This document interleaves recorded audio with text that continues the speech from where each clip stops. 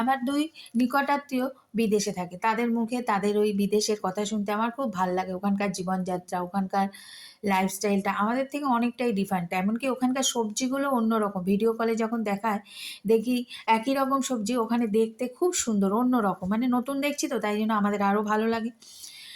তো যাই হোক, একবার আমার আত্মীয়ের একজন বলল যে ওখানে নাকি বিটরুট কোফতা কিনে খায় ভাতের সাথে, দারুণ খেতে। ১ম টা একটু অবাক হলাম, ভিডিও কলে যখন দেখালো দেখতেও সুন্দর। পরে বললাম, "আরে এটা তো আমাদের দেশের one type of vegetable chop." বলল, "হ্যাঁ, একদমই তাই। ওরকমই খেতে, ভীষণ সুস্বাদু। এর মধ্যেও বাদাম-টাদাম দেওয়া থাকে।" আমি বললাম, "ও, নামটা শুধু একটু আলাদা থাকে, তাই না?" তো যাই হোক, যেটা বলছিলাম, আমি কিন্তু বিয়ের আগে একদমই বিট, গাজর এগুলো খেতাম না। কিন্তু এখন খাই। কেন খাই? ওই যে সংসার সুখের হয় রমণীর গুণে। পাড়া প্রতিবেশী, ওটা শুধু সংসার না, পাড়া প্রতিবেশী, আত্মীয়-স্বজন সবার কাছে শুধু তুমি হ্যাঁতে হ্যাঁ মিলিয়ে যাও। অপরদিকে মানুষটা যা বলবে হ্যাঁতে হ্যাঁ মিলিয়ে যাও। মানে একরকম হচ্ছে প্রতিবাদী হওয়া চলবে না। প্রতিবাদী হলেই কিন্তু তোমার থেকে খারাপ আর জগতে নেই। তাই না বলো?